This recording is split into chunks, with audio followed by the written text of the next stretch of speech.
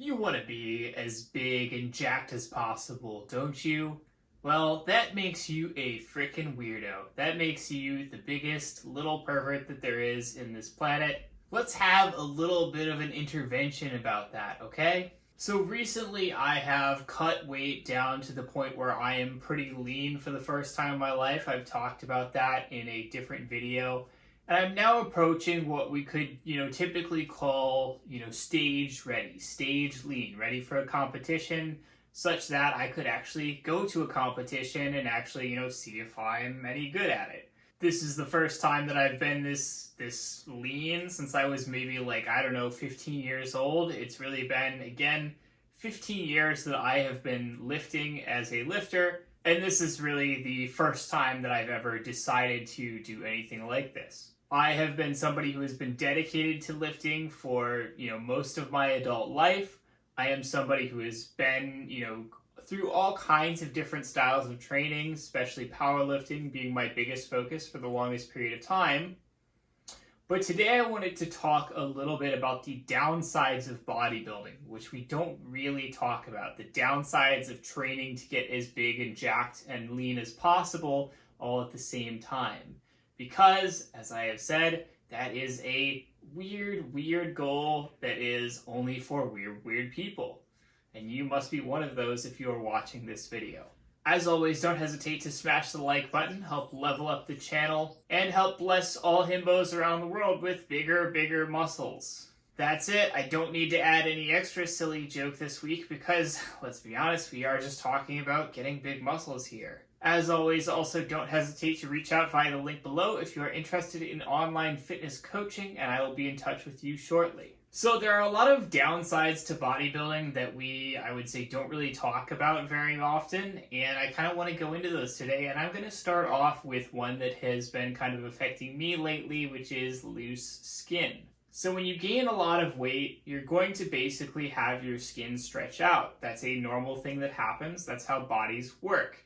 And of course, it doesn't make a difference whether you do that unintentionally or whether you do that intentionally in the case of, bulking up so that you can later cut down and get lean while retaining that muscle mass. As a result, it is very common to get stretch marks. And that's, particularly common around certain body parts. I tend to get stretch marks basically a lot around my biceps. I have stretch marks around my thighs, my glutes, even, a little bit around my sides as well, because that's just a normal thing that happens. You get stretch marks when your skin stretches out. You can certainly do things like moisturize and do your best to try and kind of alleviate that issue, but it's going to happen, and many people are not going to like that look. Then, on the other end of things, when you are cutting down, you can find that you have basically loose skin because your skin has stretched out to the point where it is used to a certain amount of mass. And then when you get leaner again, you're going to have, basically loose skin wherever you've lost the most weight. And that is what I found. Again, typically I was a lot heavier for most of my lifting career. I was typically around 200 pounds. Now I am closer to 170. So cutting down about 30 pounds means that I am a lot leaner than I was before. And even I am starting to notice that I have a decent amount of loose skin, particularly around my abdominal area as a result of that. It's something where, it's, maybe not something that a lot of people would notice if I'm, say, just taking a nice picture to share on Instagram.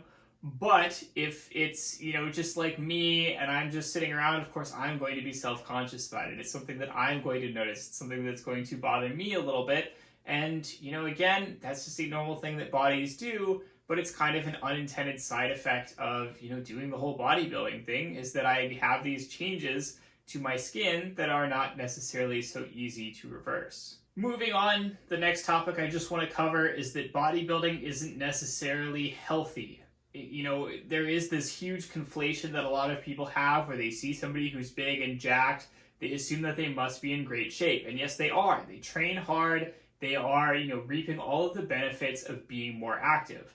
But there are diminishing returns to being more active in terms of the health benefits that you're going to get out of it after a certain point. You're simply not going to see further benefits, and you can even overdo it and push it to the extent that it could potentially be a problem, where it could potentially even shorten your lifespan because you are overdoing it, because you are constantly pushing yourself so hard. I think also that there is this tendency in the industry for people to have a kind of misconception about sort of the efficacy of training and diet in terms of achieving the kinds of results that they want physique-wise. So the reality is that a large percentage of your physique, it's like, yes, you can put in the work, yes, you can put in, the dietary work, but at the end of the day, a lot of what you get out of it is going to be just regulated by things that you don't have any control over, like your genetics and like whether or not you are willing to use performance-enhancing drugs. And so the end result is that a lot of people, because, basically these pro bodybuilders in many senses can't necessarily talk about the drugs, they can't necessarily, be too honest about it because, again, they are illegal. And so that, creates this kind of culture of, sort of misdirection, where instead of saying, hey, it's the drugs, a large percentage of my results are coming from that, they have to say, oh, actually it is the supplements, or actually it's because I train so hard, or actually it's because of X or Y or Z that I'm doing better than other people.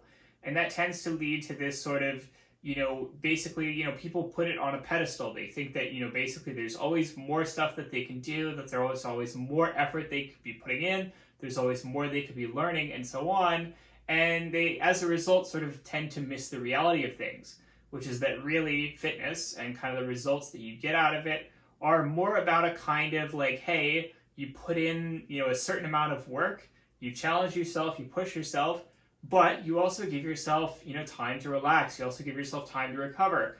And you sort of do this over a long period of time, and you're going to get basically 90-95% of the results you would get, from, pushing yourself super, super hard by, basically just pushing yourself a bit less hard and, really sticking to it consistently for a longer period of time. And so the end result is that it's not about grinding yourself into dust. It's not about, starving yourself. It's not about overdoing it on the diet or the training that is really actually going to get you results. It's just about being consistent and, putting in the effort and showing up over a long period of time. And then again, basically just hoping that you have the right genetics or being willing to take drugs to take things to the next level. And so the end result is that a lot of people overthink things. A lot of people overdo it. They get into very unhealthy, super obsessive ways of managing their diet or managing their training, and that is very detrimental to their physical and mental health in the long run. This also tends to create a sort of unhealthy obsession with sort of the topic of drugs in a general sense. Some people will say, oh, it's all that, and they, it's only the drugs. It's not any of the hard work that you put into it over a long period of time. And so because of that, they believe, okay, it's really just about the drugs, and therefore there's no point in trying. There's no point in putting in the effort if I'm not willing to take the drugs. And then, of course, conversely, there's the people who say it's not the drugs at all, it's actually just all the hard work, and neither of those positions are mentally healthy. What you really want is to basically just be getting to a point where you enjoy training, where you are able to make it consistently a part of your life, and you're able to continue training, continue seeing progress over a long period of time, and then, just basically being a little bit better every single time that you train. That's really the real thing that you want to achieve, and that is very much something that the fitness industry is not geared to give us. The fitness industry is geared to sell us things. And that is a way that the fitness industry and sort of bodybuilding in a general sense, have that unhealthy relationship with each other that can cause people to, again, develop a very unhealthy relationship with fitness in the long run. And then there is simply the reality that if you are really going to be training super hard, if you really are going to be putting a lot of effort into this, if you really are going to make it into a huge part of your life, then that is, of course, necessarily going to mean, like, okay, you are maintaining a strict diet, you're maintaining a strict exercise routine. That is going to take away from your energy that could be spent elsewhere. That is going to take away from things that you could be focusing on. That is going to take away from relationships or jobs or whatever it is that you have going on in your life that you could be doing instead.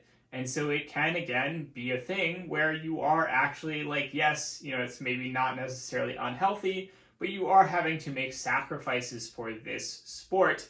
And it's, of course, not a sport that has a ton of money in it, not a sport that has a ton of prestige in it, except for the, very, very elite, 1% individuals who are able to get, super jacked and super shredded and show off on Instagram and get sponsorships and make a ton of money off of it and so on.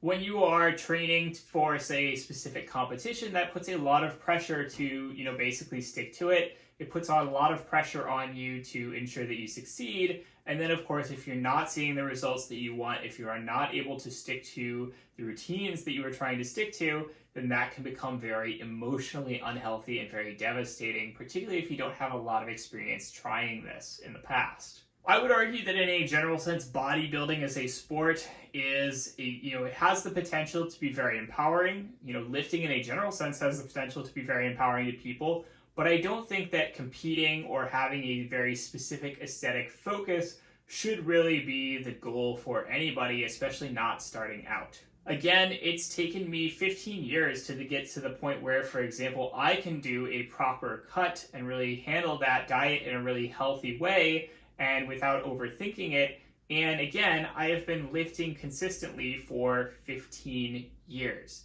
And it took me that long to really assemble the skill set, assemble the experience that I needed to be able to approach this in a healthy way. And I see a lot of folks who come in who have never touched a weight before. They come into the gym and they're immediately like, okay, what can I do, immediately? What can I do now in the next month, in the next 2 months, in the next 6 months? And it's kind of like, you have so much time that you need to spend building a foundation of knowledge and skill and experience before you can really even consider pushing yourself to the limits, for, some kind of contest or some kind of personal goal. That shouldn't necessarily be, the be all end all for anybody. What I would suggest instead is that a lot more people should be, learning how to lift, should be learning how to get active, should be, basically just maintaining a habit, finding out if it's for them and if they really enjoy it.